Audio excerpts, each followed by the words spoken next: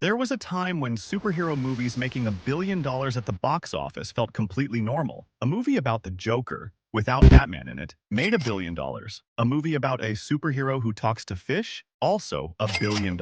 Even movies about characters that many people didn't really like still crossed that huge number, billion after billion. Some movies even made $2 billion. One almost reached $3 billion.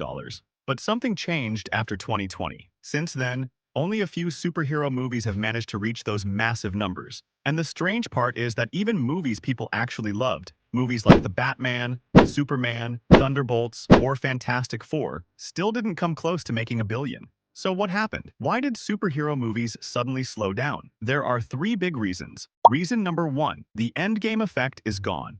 Back in 2019, something huge happened. Marvel released Avengers: Endgame. And honestly, it wasn't just a movie anymore. It was an event. Out of all superhero movies that ever made $1 billion, a huge number came out around that same time period. Suddenly, everyone became a superhero fan. Even people who didn't know who Iron Man was started watching Marvel movies. Superheroes stopped being just comic book stuff. They became part of everyday pop culture. Your cousin watched them. Your aunt watched them. Even people who used to laugh at superhero fans were buying tickets. I had friends who rushed to watch Endgame during the first week. And guess what? Some of them hadn't even seen the previous movies.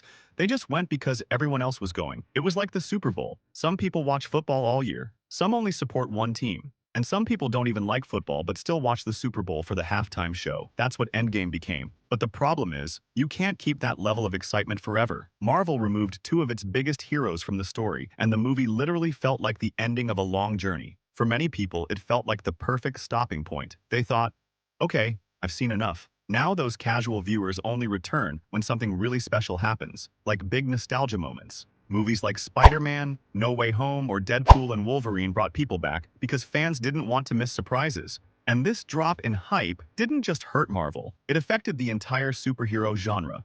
Marvel, or DC. When superhero movies succeed, everyone wins. But when excitement goes down, every studio feels it. Another important thing people forget is marketing. Advertising matters a lot. If people don't know a movie is coming out, they won't watch it. Endgame had one of the biggest marketing budgets ever. Marvel spent around $200 million just promoting it. That helped turn superhero movies into a worldwide event. Honestly, would movies like Aquaman or Joker have made $1 billion without all that superhero hype happening at the same time? Probably not. Even Venom made huge money when it released near the peak of Marvel hype, but its sequels earned much less later.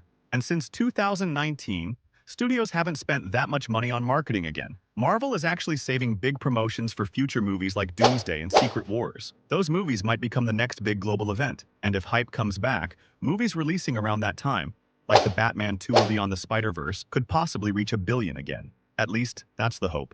Reason number two, streaming changed everything. Then came the pandemic. Movie theaters around the world closed. Hollywood studios got scared. They realized they couldn't depend only on theaters anymore. At the same time, streaming platforms like Netflix were growing very fast, so almost every big company decided to create their own streaming service. Disney had Disney Plus, Warner Bros. Had HBO Max, and suddenly, movies started releasing online very quickly. Sometimes even on the same day as theaters. You could watch big movies at home without buying tickets. No parking, no expensive popcorn, and no annoying person kicking your seat. Movies like Wonder Woman 1984 and Black Widow released this way, and people got used to staying home. That seriously hurt box office numbers. Some movies didn't just fail to reach $1 billion, they struggled just to make their money back. Later, studios realized this strategy was hurting theaters, so they stopped releasing movies at the same time. But another problem started. Now movies arrive on digital and streaming very fast, sometimes only 1 or 2 months later. For example, if you already pay for a streaming service, why rush to the cinema? Many people just wait. A few years ago, you had to wait almost a year to watch a movie at home. Now it happens almost immediately. That makes it very hard for superhero movies to become massive box office hits. Only movies filled with spoilers or surprises still push people to watch on day one, like No Way Home. Nobody wanted spoilers online, but great movies like The Batman or Across the Spider-Verse didn't have that urgency. So many people simply waited. Maybe without streaming, those movies could have reached $1 billion, but we'll never know. Reason number three, bad reputation before release. And finally, there's the third reason, something many people don't like talking about, negative baggage. Some superhero movies were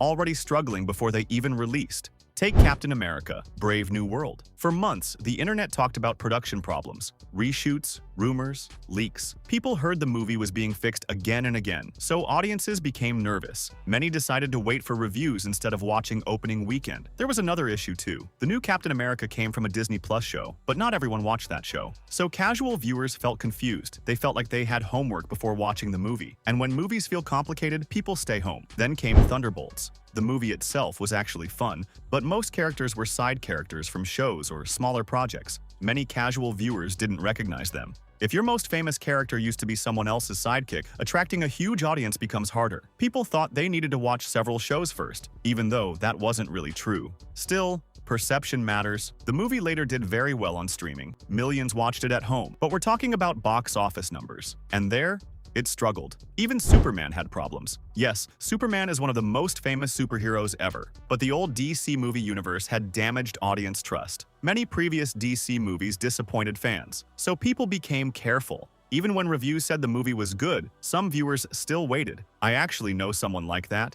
He asked me if the movie was good. I said yes. He asked again if it was worth watching in theaters. I said yes again, but he still waited until it came to streaming.